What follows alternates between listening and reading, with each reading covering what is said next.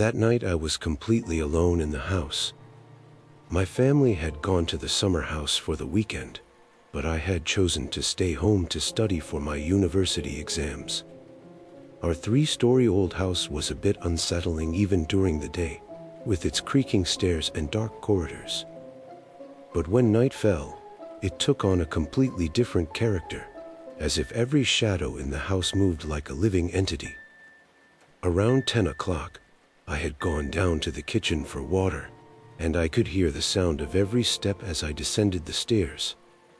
While filling a glass with water in the kitchen, I said hello, just to break the silence, wanting to hear my own voice.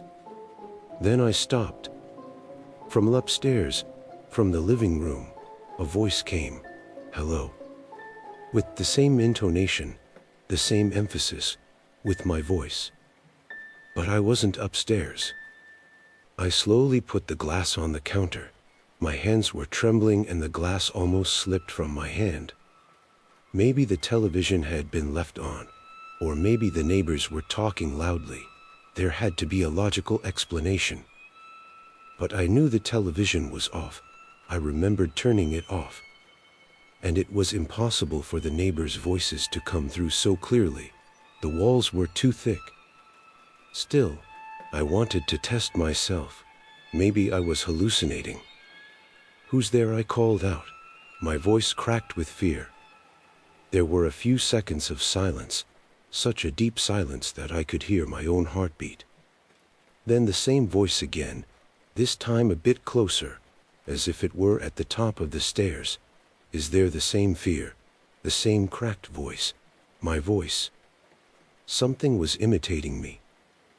In panic, I took out my cell phone and thought about calling the police. But what would I say? Someone is imitating me. I would look crazy. Maybe I really was going crazy. Maybe my mind was confused from studying too much. "Please, tell me who you are," I said, this time whispering, as if being quiet would mean that thing wouldn't hear me. But it heard. It always heard. "Please, tell me who you are," it repeated, with the same whisper, but this time it was coming from the kitchen door. When I turned around, I saw a shadow in the doorway, shaped like a human but without details, as if it were made only of darkness. And then I realized, whatever I said, this thing would answer me exactly the same way. I stopped talking and waited silently. But in the silence, I noticed something. That thing was waiting too. I wasn't breathing and neither was it. I wasn't moving and neither was it. It was like looking into a mirror, but the mirror was made of darkness. Then a terrible thought came to me. What if that thing had been there all along? What if I had never been alone in the house? I slowly took a step, and the shadow moved at the same time. 2 more steps. It came too. Then I understood. That thing wasn't imitating me. I was imitating it. And this thought was driving me insane, shaking the foundations of reality. I tried to back away, but my feet wouldn't move, as if I were glued to the floor. The shadow began to approach, without me moving. It was moving now. The rules had changed. I opened my mouth to scream, but no sound came out. The shadow also opened its mouth and I heard a sound, my voice, but as if coming from very far away. "Help me." Then the shadow began to tremble, became blurry, and what stood before me was no longer a shadow. It was like a mirror, but my reflection wasn't in it. There was only an empty room, just like my kitchen but slightly different, slightly wrong. And someone was looking in through that room's window. Me. The me outside was hitting the window in terror, screaming, but no sound was coming. I understood. I wasn't on this side of the mirror anymore. I was on that side. And that thing outside was now on this side. In my place, in my life. The mirror slowly began to fade, became blurry and darkened. The last thing I saw was my own face, but my eyes were different, empty. There was no life in them. That thing had taken my body, and I was trapped here, in an empty and silent place, a place where only echoes lived. Sometimes I hear other voices here, other echoes, other victims. We all wait. We wait for the next person to say hello. Now you are here, reading my story. And if you're alone in the house, if you say something out loud, something might answer you. But that answer won't be you. It will be the echo. And the echo always answers, always waits, always takes. Be careful, because once you hear the echo, you can't go back. I couldn't, and neither will you.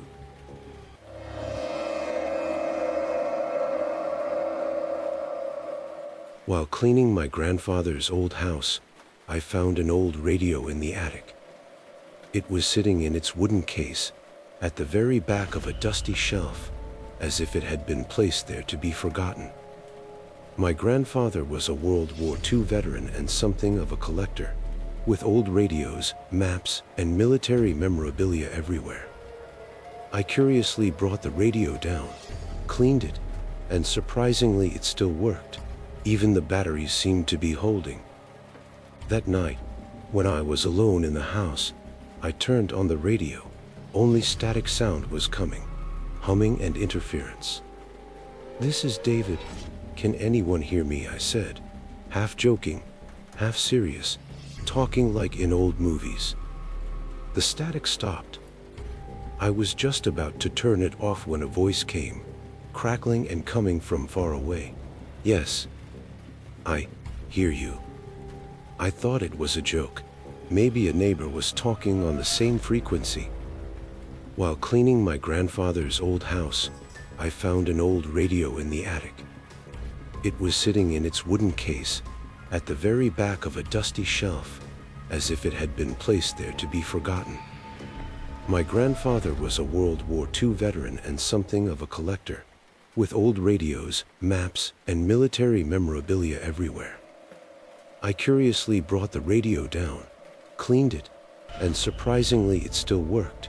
Even the batteries seemed to be holding. That night, when I was alone in the house, I turned on the radio. Only static sound was coming, humming and interference. "This is David. Can anyone hear me?" I said, half joking, half serious, talking like in old movies. The static stopped. I was just about to turn it off when a voice came, crackling and coming from far away. "Yes, I hear you." I thought it was a joke. Maybe a neighbor was talking on the same frequency. For days I talked with that voice. The man named James told me he was fighting at the front, that his friends were disappearing one by one. He described maps, said place names, and when I researched on the internet, I saw that there really were conflicts in those places in 1942. The details were too specific, too real to be made up. Battalion numbers, commander names, war tactics, all matched with real historical records. Maybe this really was possible. Maybe this radio was some kind of time bridge. Maybe my grandfather knew about this too. Maybe that's why he had hidden it in the attic. But something began to change. James gradually began to ask stranger questions. "What's the layout of your house? How many rooms are there? Are you alone at night?" At first I thought he was just curious. Maybe he wanted to learn about the future. But then I began to feel uncomfortable. The questions were too personal, too targeted. One night I said to him, "Why are you asking these questions?" There was a harshness in my voice. There was a long silence, not even static, as if the connection had been cut. Then the answer came, but the voice had changed. It was deeper, colder, "Because I need to find you. I'm very close now." I immediately turned off the radio, threw it from my hand as if it burned. But even after it was turned off, the static sound continued, filling the room. After that night, I never opened the radio again. I took out the batteries and put it back in the attic. But the sounds didn't stop. They were coming from the walls, from the ceilings, sometimes from very far away, sometimes from very close. David, I found you. I saw the door that opened. I'm here now. I called the police, but the house was empty. They said there was no one. They checked the locks on the doors. There were no window marks. The police officer looked at me strangely, as if I were exaggerating. But that night, after the police left, the sounds intensified even more. It wasn't just James's voice anymore. There were other voices, dozens, hundreds of voices, all whispering, all saying my name. It was as if that radio had opened a door and now that door wouldn't close. One midnight I woke up to find my bedroom door ajar, though I was sure I had closed it. In the hallway were wet mud footprints, coming from the attic hatch all the way to my room. The prints were old, as if they had been left by military boots from the 1940s. And the radio, without batteries, had turned itself on, sitting on the table with its red light blinking. Static sounds were coming in from within it. I could hear a horse breathing in and out. Then the last message came, very clear, with no static. You're not alone anymore. You never will be. We have come. The next day I vacated the house, never went back. I left the radio there. Maybe the next owner would find it. But sometimes at midnight, in the silence, I still hear that static sound. From my pocket, from the walls, from my phone.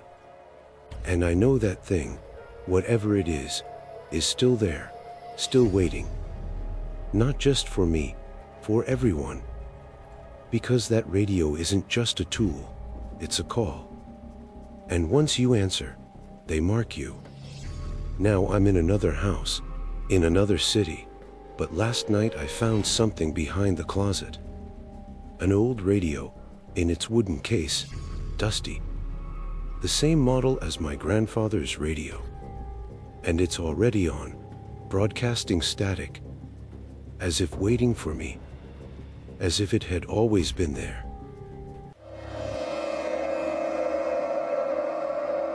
My 6-year-old daughter Emma had recently acquired an imaginary friend. I thought it was a normal thing.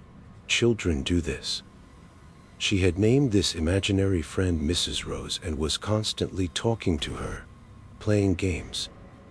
My husband was on a business trip. Emma and I were alone in the house. One night I heard sounds coming from Emma's room, as if she were talking to someone. "Honey, it's bedtime," I said as I opened the door. Emma was sitting on her bed, looking at the corner. "Mom, Mrs. Rose is talking to me. Can I play a little longer?" she said. "Okay, baby, but just 5 minutes," I said and left the room. Then I noticed something. Emma's voice had changed. She had answered with an older woman's voice. I eavesdropped at the door. My heart was beating fast. "Mrs. Rose, can my mom see you?" Emma asked innocently. And a voice answered, a real voice, a woman's voice coming from the room. "No, sweetheart, only you can see me. But soon everyone will see." I immediately opened the door, rushed into the room, but Emma was alone. I looked around, opened the closet, looked under the bed. There was no one. The window was closed. The room was small. There was no place to hide. "Emma, who was talking just now?" I said. My voice was trembling. My hands began to sweat. "Mrs. Rose," she said innocently, as if it were the most natural thing. "She didn't want to scare you, but she's very hungry now. She can't wait anymore." My hair stood on end. "What can't she wait for, honey?" I asked, kneeling down and looking into her eyes, holding her hands. Emma smiled, but that smile wasn't normal. It looked too old, as if it were someone else's facial expression. Her meal. That night I took Emma to my room. She slept with me. I held her tightly, tried to protect her, but I didn't know from what. But when I woke up at midnight, Emma was gone. I got up in panic. The bed was cold, as if she hadn't been there for hours. I found her in the hallway, standing in front of the door to her own room, motionless, as if in a trance. "Emma!" I shouted. My voice echoed through the house. She turned and looked at me, but her eyes were empty, as if she didn't recognize me. Then she put her finger to her lips. "SHHH, Mom. Mrs. Rose is sleeping. Don't wake her up." The next day I took Emma to a child psychologist. I waited for hours to get an appointment.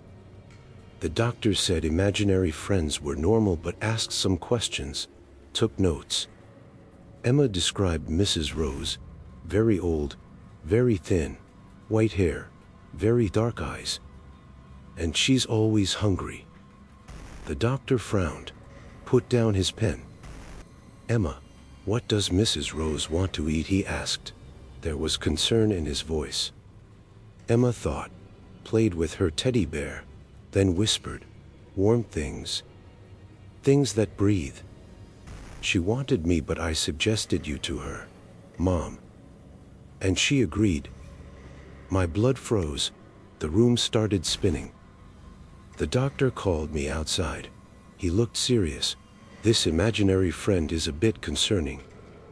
Maybe there's stress at home. Maybe Emma saw something, heard something I didn't know. I wasn't sure." When we got home, Emma ran to her room, closed the door. A few minutes later I heard her voice, cheerful and excited. "Mom, Mrs. Rose wants to see you. Come to my room." I slowly climbed the stairs. Each step seemed to last forever. Emma's room was at the end. The door was ajar and a flickering light was coming from inside, as if it were candlelight, but we hadn't lit any candles. "Emma," I called out, my voice trembling.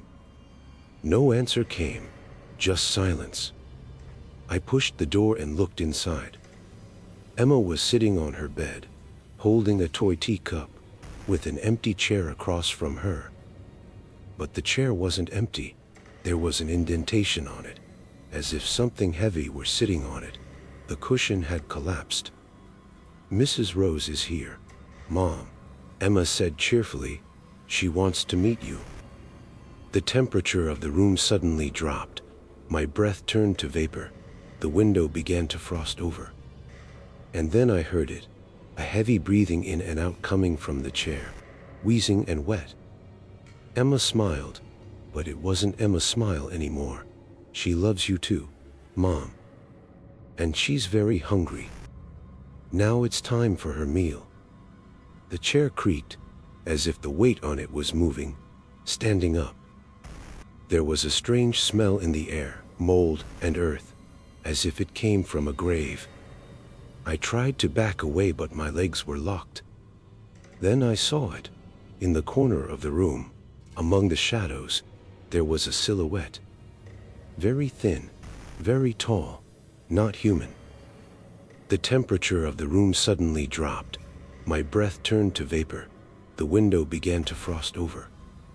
And then I heard it, a heavy breathing in and out coming from the chair, wheezing and wet. Emma smiled, but it wasn't Emma's smile anymore. "She loves you too, Mom. And she's very hungry.